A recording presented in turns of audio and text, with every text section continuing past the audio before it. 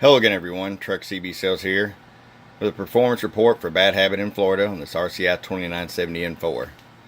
Bad Habit, we got the Toshiba's put in for you. Did the tune in alignment and added the meter. I'll show you what we got. Alright, power all the way down. Show about 10 watts on the meter. 100 watt slug. 10 watts there. We'll roll it up. 1000 watt slug. About 140 watts average. Roll it back down. Hello. It's about 220 bird average. Peak power.